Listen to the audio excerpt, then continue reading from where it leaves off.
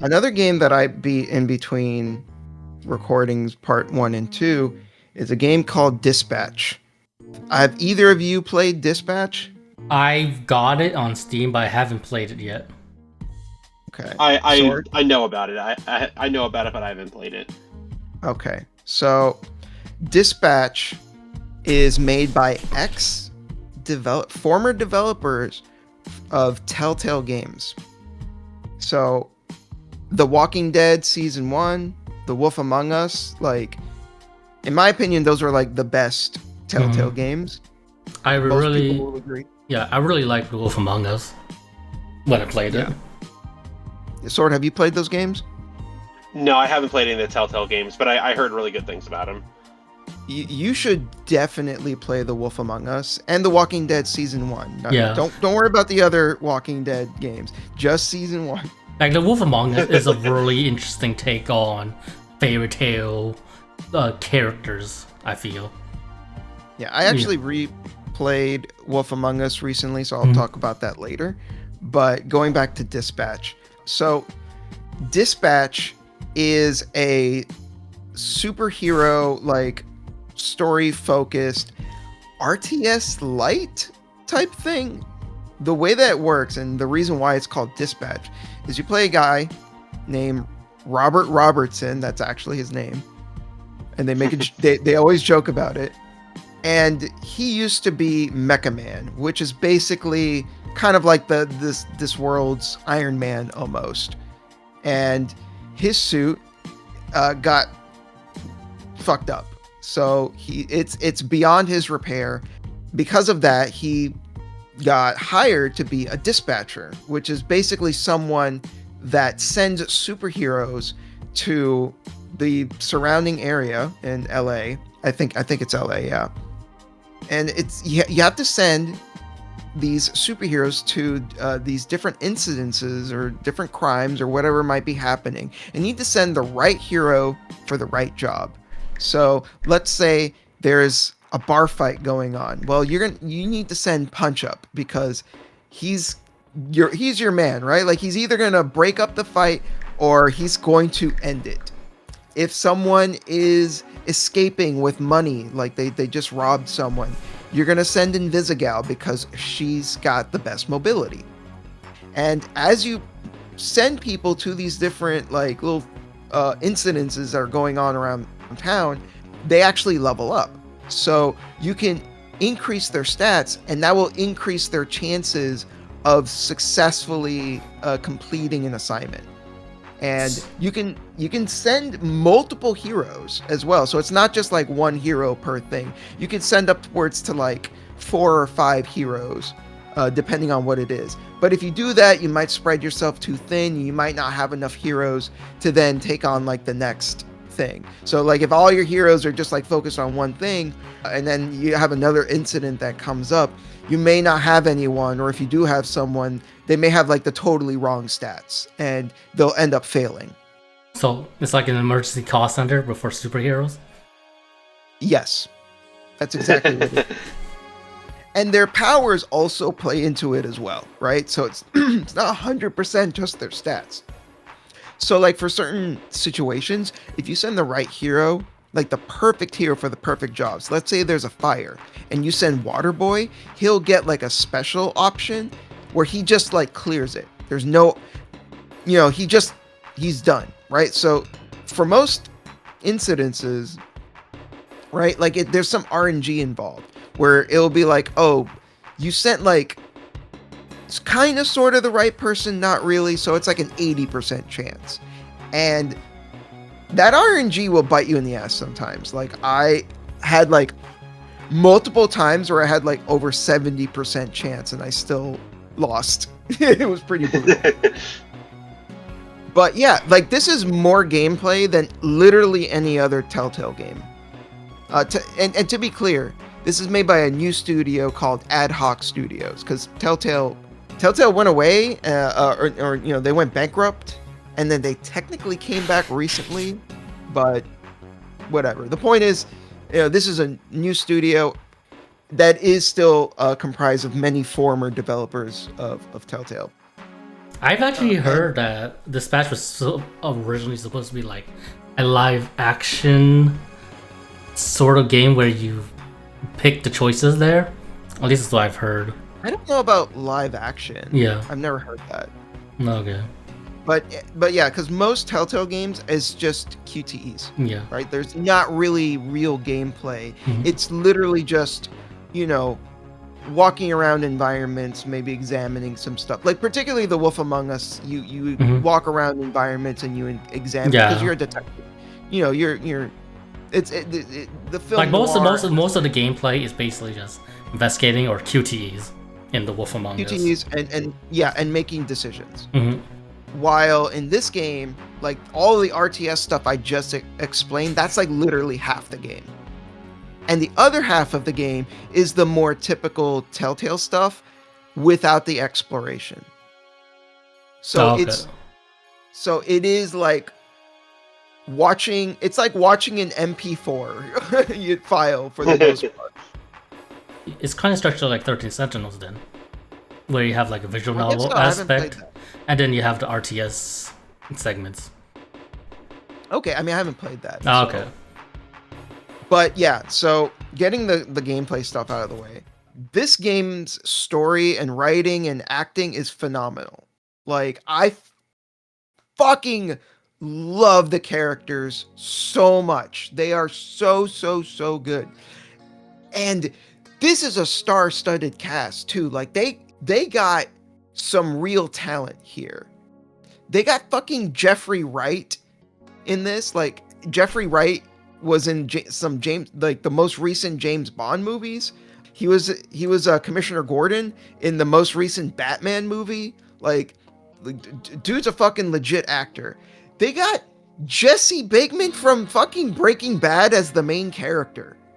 Oh my god! I remember. You know what? I remember seeing this game at the Game Awards last year. Now it's coming back to me. Yeah. They got Aaron Paul as one of the characters. That's awesome. No, he's the main character. Yeah. He's got such a cool voice too. Like I don't know if you watched Breaking Bad, but like just his actual like talking voice. Like he's like perfect for a voice acting career. And you got the Critical Role people in here as well, right? Yes. So Laura Bailey is in this. Travis Willingham is in this.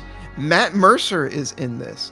Like they've got real talent, and people who you would expect would be complete shit are actually really good in this as well because they got YouTubers.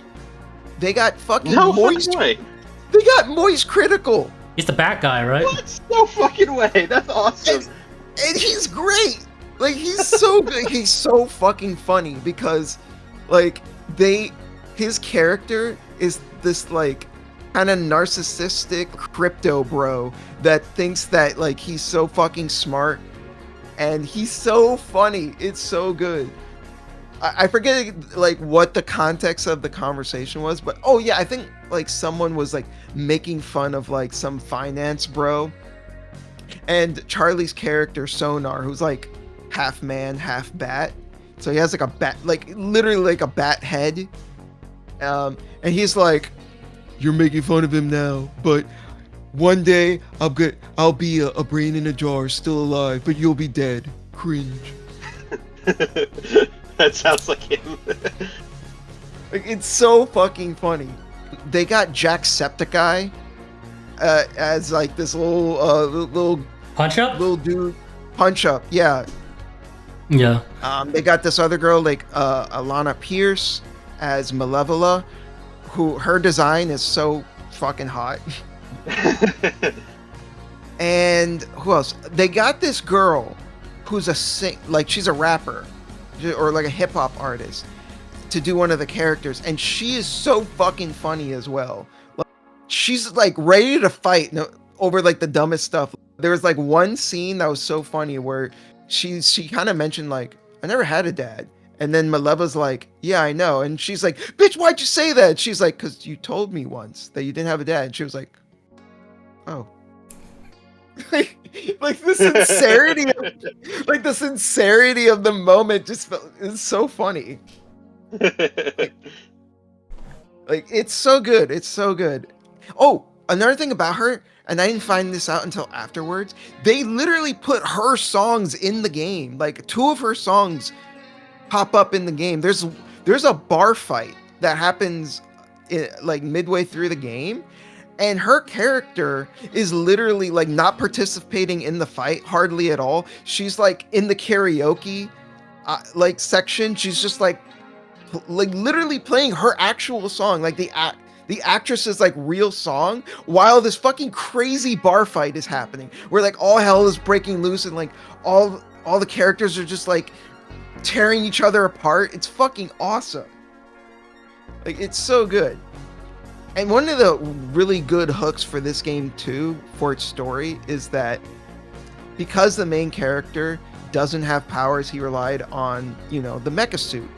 So the company that's hiring him, SDN, I forget what it stands for. They're like, hey, we want to hire you, and hey, we'll help you repair your robot so you can be Mecha Man again. But we're gonna give you our shittiest heroes. Like, they're literally called the Z team, because they're like Z tier. They are bottom of the barrel because they're all reformed villains. So all of them used to be villains, and now they're trying to be heroes. But because of that, they also got a little villain left in them. So like Charlie's character, for example, he used to do money laundering scams. He used to be, steal people's money in all these like schemes. Laura Bailey's character, Invisigal, her name used to be Invisibitch.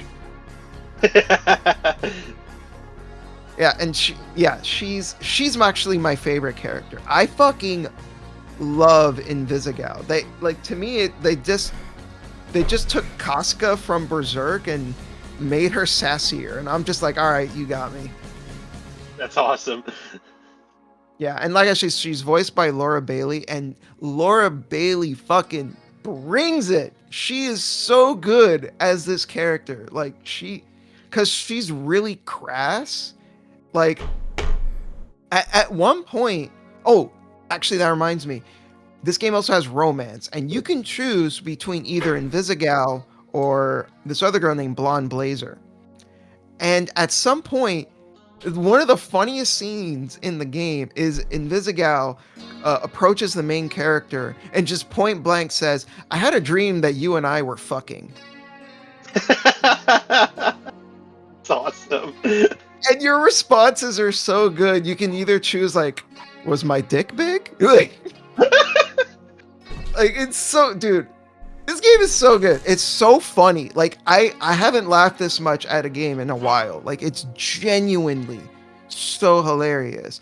But when the story gets serious, like, it also hits. Like, there's a lot of moments where it gets serious and it gut punches you. Like, there's plenty of stuff in it where like it really tells like a really meaningful story, and you get like, because you're invested in these characters, you care about them.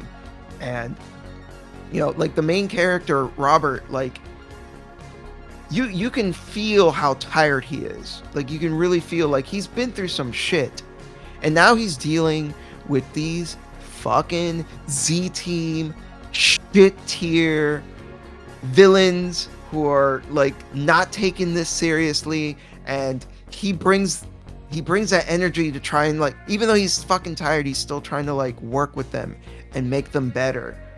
And it's also like helping him in a way because he's like working through his own issues through them. Like, it's so good. This game is so fucking good. And like, unlike most games that come out like $70-$80, this game is $30. Oh, that's a steal for what you're getting. Dude, I like this game so much. After I beat it, which one playthrough was like 8 hours, I beat it again just so I can make different decisions and see like all the different like cutscenes and how they played out differently. Like, well worth $30. Sword, I know for sure You're gonna love this game. It's a fucking banger. It sounds right up my alley. Well, what I think is cool is like building off of what you said is I feel like having all that comedy makes the serious moments hit even harder too, because like you have like yeah, exactly. Yeah, the like, and they do a good job of making sure that like the serious moments and the comedy have like breathing room, right? Like I can't really think of like a ton of moments where they tried to be like super funny. Like even like there are some like serious moments where they might add a little bit of levity, but it's never too much. Right. Like it doesn't like kill the mood. Right. But when it's funny, oh my god, it's so funny. So because like Punch Up, for example, is such a short but really strong guy, his special move is just punching people in the dick. It sounds great. And there's a villain bar... who's naked, so you know, see how that goes. Yeah, there is, yeah. Like during the bar fight, he's just like, you just see him like in the background just like punching everyone in the dick, and there's like one guy who's like, he's only punching dicks. It's awesome. Yeah. No, this game rules. This game rules. And I just gotta say, even knowing that like Invisigal's like my type, I still gotta say like between the romances, I preferred the Invisigal romance over the Blonde Blazer one. The Blonde Blazer one was still cute. I was still glad that I saw it. And what was interesting is it actually made like one thing that happened later in the game make a little more sense. And I was like, oh, I can't, like, if I had seen this scene before, because there was one thing that happened late in the game that was a little confusing. And I was like, oh, I don't really understand what happened there. But then because I played through the game again and I was trying to date Blonde Blazer instead, I was like, oh, now this makes way more sense. And, you know, so like there is a reason to play through the game and see these different cutscenes, because it's not like the game's story like entirely changes, but it does like give you some perspective on certain things. But like the endings can like go in different directions. Like Invisigal's character, the way that her story ends, depending on how you treat her, is actually pretty different. So like her ultimate fate is like polar opposite almost. And another interesting thing is like the decisions that you make during the story also take, you know, bringing it back to the RTS stuff actually does affect that. So like at some point in the story, you have to cut someone from the team and they will be gone for the rest of the game. And then you have to replace them with another character, and then you're stuck with that character for the rest of the game. And there's like, I remember there was one instance that I thought was really interesting where I revealed the main character's identity to the team, because at first they kept it a secret. And because of that, he had a prior history with one of them, and that guy didn't show up for the next shift because he was upset. And when I replayed the game and I kept that a secret, he was still there for that shift. So like the decisions that you make actually do, you know, make a difference. Cool. So like changes certain things, but it doesn't change like the trajectory of like where the whole story is going, like that kind of thing. Right. Like it's not like, yeah, it's not like a visual novel where like all of a sudden like the story's gone in like a completely opposite direction. It's not like that. But you, like I said, you do see like different sides of things. Cool.